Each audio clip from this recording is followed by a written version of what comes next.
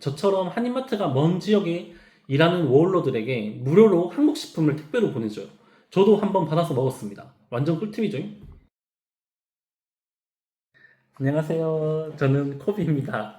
오늘은 썸네일에서 보신 것처럼 카불처 딸기 농장이랑 타즈메니아 소고기 공장에서 각각 6개월씩 일했던 이야기를 하려고 합니다. 그리고 제일 궁금해하실 페이슬립, 얼마 벌었을지 숨김없이 전부 공개해 드릴게요. 주 1000불, 2000불? 진짜 벌 수 있는지 궁금하시다면 끝까지 봐주세요. 저는 작년 3월 제가 딱 만 30살 때 호주에 왔는데 제 생일이 11월 28일이라 세컨 비자를 먼저 따야겠다는 생각을 했어요. 그래서 썸브리즈번에 올라온 카불처 딸기 농장 글을 보고 다른 건 알아보지 않고 나는 뭐 몸 쓰는 일에는 정말 자신 있으니까 딸기 농장에서도 잘할 거야 라는 정말 오만한 착각으로 그냥 갔습니다. 영상을 끝까지 보시면 아시겠지만 저는 탑피커였음에도 불구하고 카불처 딸기 농장을 선택한 건 후회하고 있어요. 여러분들은 제발 저처럼 바보 같은 선택하지 마시고 시간을 들여 충분히 알아보시고 결정하시길 바랍니다. 카불처에는 많은 딸기 농장들이 있고 제가 말씀드리는 건 제가 일했던 피스레이트 농장 기준입니다. 저는 딸기 농장에 도착하자마자 바로 딸기 모종을 심는 플랜팅을 했는데 이렇게 생긴 툴로 구멍을 뚫고 심고 흙으로 커버하는 일인데 허리를 숙이고 계속 하는데 빠르면 빠를수록 돈을 많이 벌겠죠? 주 한 4일에서 5일 출근하고 날씨가 너무 더워서 새벽 5시쯤 시작하면 12시 이전에 끝났던 것 같아요. 이틀째는 정말 현기증도 오고 진짜 힘들었는데 20살, 21살 친구들도 버티는 걸 보면서 저도 참고 하다 보니 나름 이렇게 탑을 꾸준히 찍었던 것 같아요. 근데 1등은 못 해봤어요. 항상 1등은 20살 여자분이 있었는데 그 친구를 한 번도 못 이기고 플랜팅 시즌이 끝나버렸어요. 그리고 저희 농장은 대형 팜이어서 플랜팅과 동시에 팜앤드 작업도 같이 했어요. 팜앤드란 플랜팅 전에 밭을 준비하는 작업으로 밭을 갈거나 비닐을 깔거나 뭐 스프링클러 같은 장비를 설치하는 일이에요. 저는 그 중에서도 소 달구지라고 불리는 일을 했는데 말 그대로 제가 소가 돼서 달구지처럼 생긴 장비를 끌고 다니며 땅에 구멍을 뚫는 작업이었어요.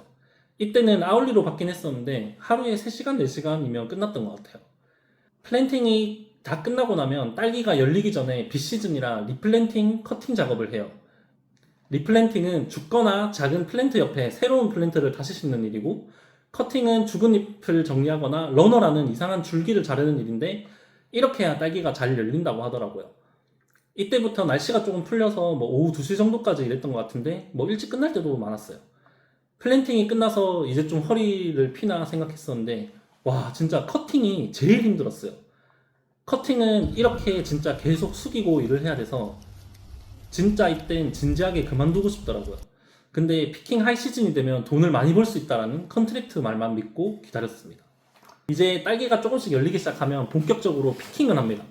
초반엔 양이 적어서 트레이를 손에 들고 다니면서 핸드 피킹을 했는데 이때는 산책하듯이 걸어 다니면서 피킹을 하니까 일이 정말 쉬웠어요. 이제 딸기가 점점 많아지기 시작하면 트롤리를 이용해서 피킹을 하는데 와 이게 트롤리 처음 탈 때는 안 익숙하니까 좀 많이 힘들더라고요. 근데 다른 사람들은 이때 힘들다고 트롤리를 안 타고 이렇게 계속 밀면서 올라가면서 피킹을 했었는데 저는 일부러 적응을 빨리 하려고 진짜 악바리로 계속 타고 다녔어요. 심지어 상태가 이상한 트롤리도 일부러 타보고 그랬어요. 그게 제가 탑피커가 될 수 있었던 결정적인 이유였던 것 같아요. 그렇게 하이 시즌에는 해 뜨는 5시쯤부터 시작해서 오후 3시, 4시까지 주 7일로 일을 하는데 제가 일할 땐 비도 정말 많이 오고 햇빛도 강해서 작년보다 하이 시즌 시작이 많이 늦어졌다고 하더라고요. 피킹할 땐 굿딸기, 러비치 딸기 구분해서 트레이에 담는데 러비치도 카운팅해서 돈으로 쳐줬어요. 저는 거의 탑5를 유지하고 이렇게 1등도 몇 번 해봤었는데 와 3년차, 5년차 피킹하신 분들은 도저히 못 따라가겠더라고요. 이때는 딸기가 너무 많아서 지금은 영상이지만 사진처럼 다들 멈춰 있어요. 가끔 이렇게 트롤리가 넘어가서 딸기를 다 쏟기도 했고요. 저는 서드 비자 때문에 3주 풀로 일하고 공장으로 넘어갔는데 이게 진짜 신의 한 수였어요. 원래 2주페이였는데 점점 밀리기 시작하더니 저는 딱 다 받았지만 제가 그만둔 날 이후로 회사가 파산을 하면서 몇천 불씩 아직까지도 못 받는 친구들이 있다고 하더라고요. 그 다음은 패킹이 있는데 저는 피커여서 안 해봤지만 사람들의 얘기를 모아봤어요. 피커들이 딴 굿트레이가 이렇게 쉐드장으로 들어가면 패커들이 이걸 포장해서 상품으로 만드는 작업을 합니다. 근데 문제는 이때 날씨가 너무 안 좋고 피커들이 굿트레이라고 가져온 게 레인 데미지나 햇빛 데미지가 많아서 실제로 트레이를 통째로 버린다고 하더라고요. 패커들은 완성된 팩 단위로 돈을 받는데 포장을 할 수 있어야 돈을 벌죠. 심지어 나중에는 잼으로 만든다고 해서 패커들은 일도 제대로 못했어요. 그 외 농장엔 피킹된 딸기 트레이를 쉐드장으로 옮겨주는 트랙터 운전자, 쉐드장에서 트레이를 패킹 레일에 밀어주는 트레이보이, 포장된 팩을 박스에 포장하는 박스보이, 픽패킹 품질을 확인하는 체커, 그런 일들이 있어요. 제가 일했던 농장은 흔히 말하는 한인 컨트랙터 농장이었고 닭장 쉐어까지는 아니었어요. 보통 2인 1실 기준으로 주 180불 정도 했고 한 집에 최대 12명이 살았지만 숙소 컨디션은 생각보다 나쁘지 않았습니다. 대부분 한국인들끼리 지냈고 가끔 외국인도 한두 명 정도 있었는데 불편하기보다는 다 같이 재밌게 지냈던 것 같아요. 저는 차가 없었기 때문에 픽업차를 타고 출근했는데 매일매일 픽업 스케줄을 따로 짜줘요. 하루 픽업비는 10불이었는데 많이 못 본 날에는 10불 내는 건 진짜 아까웠습니다. 차 있는 친구들은 픽업을 도와주면서 기름값 정도는 소소하게 벌 수 있겠더라고요. 카불천은 농장 지역이긴 해도 위치가 꽤 괜찮았어요. 쇼핑센터, 한인마트, 음식점, 도서관, 썬데이 마켓 이런 것들이 근처에 다 있고 브리즈번 시티도 1시간이면 갈 수 있어서 정말 좋았어요. 농장 특성상 일이 일찍 끝나거나 쉬는 날이 생기면 자연스럽게 사람들과 어울리게 됐는데 나이, 성별, 국적 상관없이 한 집에서 같이 살다 보니 진짜 술을 많이 마셨어요. 술이 비싸서 너도 나도 박스 와인 사다가 마셨던 기억이 나네요. 저는 차가 없었지만 차 있는 친구들이 이곳저곳 많이 다녀줘서 무게라, 누사비치, 레드클림프 같은 관광지도 많이 가고 재밌게 놀았던 것 같아요. 농장일은 똑같은 일을 경쟁하면서 하지만 그래도 서로 도와주면서 의지하게 되는 일이 정말 많아요. 그래서 돈은 많이 못 벌었지만 재밌었던 추억들이 정말 많고 아직까지 연락하면서 만나는 친구들도 있어요. 농장 생활이 잘 맞는 사람들은 계속 거기서 있더라고요. 저도 6개월 동안 재밌었던 기억이 많고 문득 생각이 납니다. 드디어 오늘의 하이라이트. 제가 6개월 동안 실제로 얼마를 벌었는지 공개해 드릴게요. 저는 아울리 잡이 아니라 피스레이트, 즉 능력제로 일하는 농장에서 총 24주간 일을 했습니다. 각 시기별로 보여드릴게요. 6주간 플랜팅했던 페이슬립이에요. 단가는 모종 한 개당 5센트에서 6센트고 이때 최고 수익은 새후 1,003불, 최저는 359불입니다.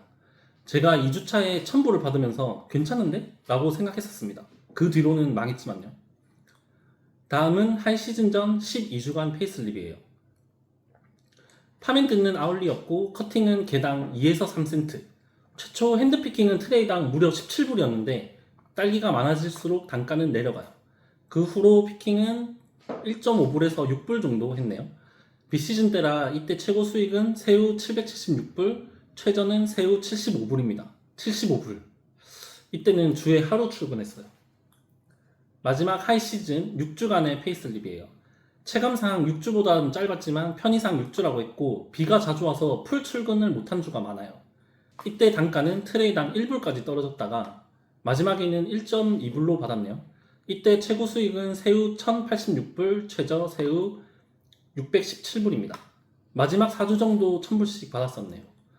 그렇게 저는 총 24주간 세전 총 17,885불, 새우 15,202불, 주 평균 새우 633불씩 받았네요.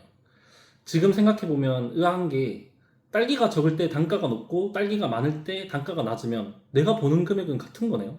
그래도 나는 열심히 정말 죽어라 일했다고 생각했는데 이렇게 숫자로 다시 보니까 솔직히 마음이 좀 아프네요. 그래도 나는 괜찮은 6개월이었습니다. 딸기 농장이 돈이 진짜 안 된다는 생각이 들던 와중에 나이 때문에 안 된다고만 생각했던 서드 비자가 가능하다는 얘기를 듣고 안정적인 공장으로 옮겨야겠다는 생각을 했어요. 딸기 시즌이 11월이면 끝나고 다른 농장으로 연계해준다는 컨트랙터 말을 믿을 수가 있어야죠.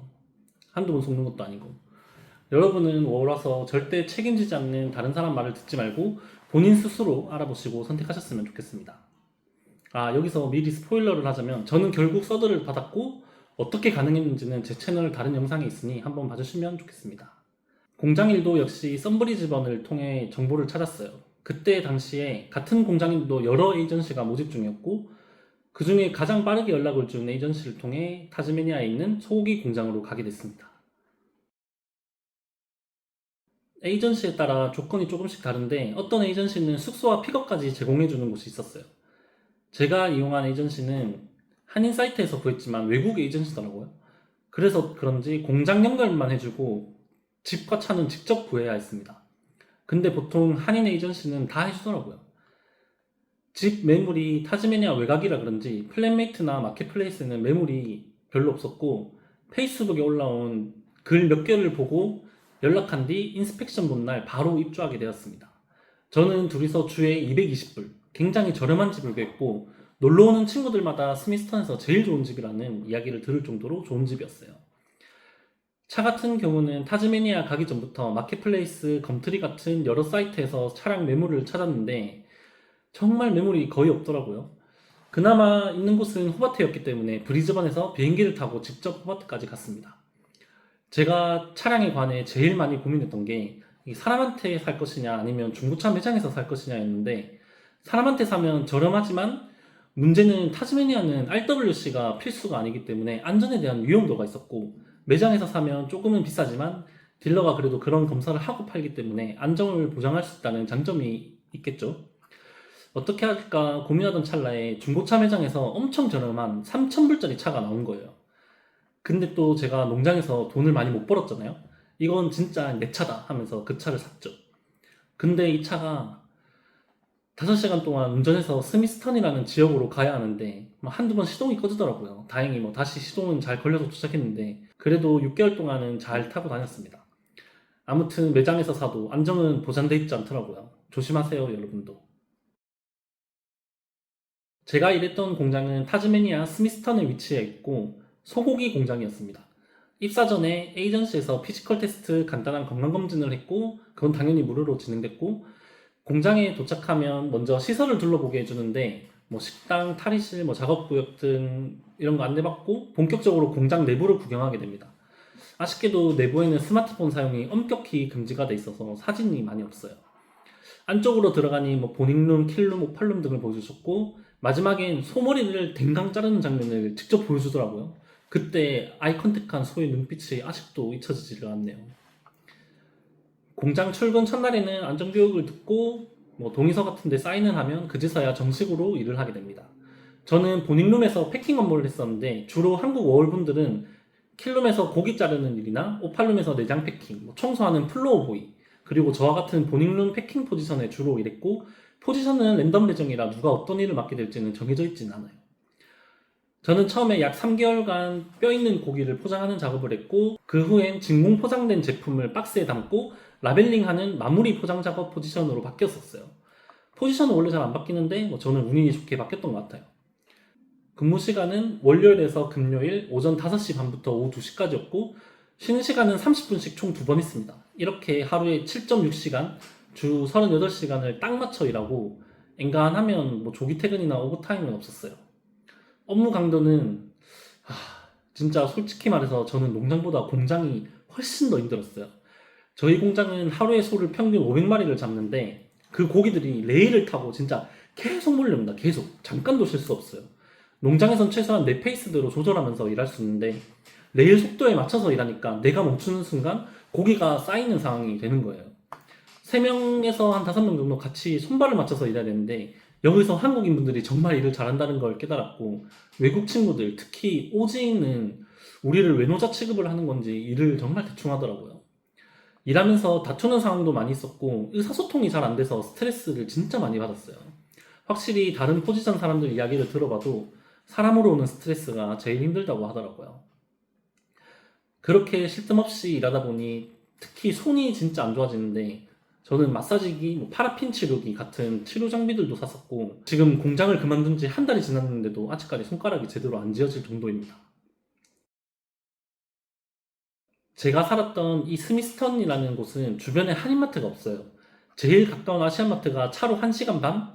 한인마트는 차로 편도 5시간이 걸립니다. 여기서 살짝 꿀팁 하나를 드리자면 여러분 와이어 바알리 아시나요?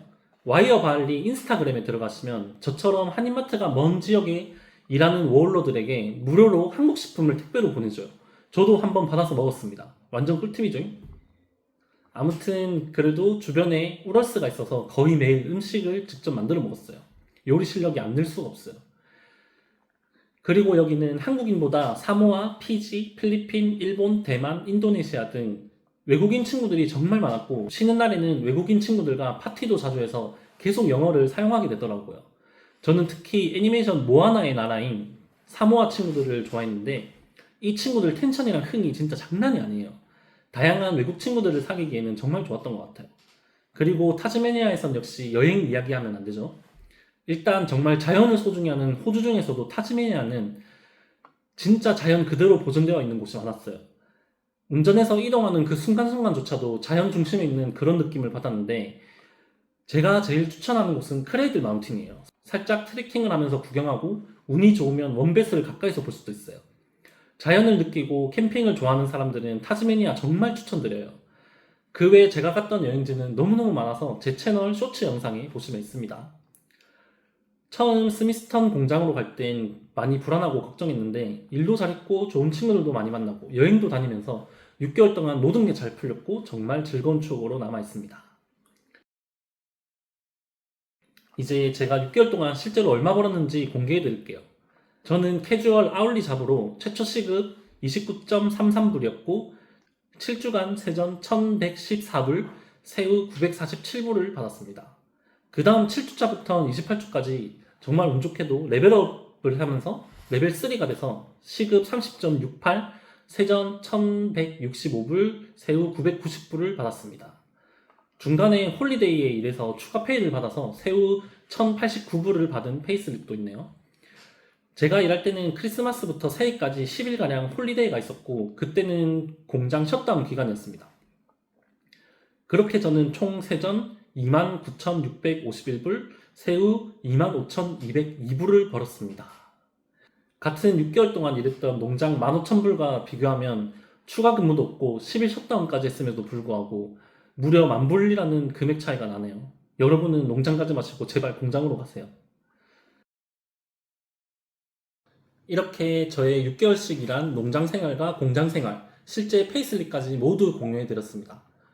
확실히 일할 때 재밌게 일하고 여가 생활도 재밌게 보냈던 건 농장 생활이었지만 일할 때 재미는 없지만 돈과 밸런스 맞는 생활을 한 건 공장 생활이었는데요. 제가 호주에 온 가장 큰 이유는 온전히 나로 살고 싶어서였는데 농장 생활도 공장 생활도 모든 순간이 정말 나답게 살아갈 수 있었던 시간이었던 것 같습니다.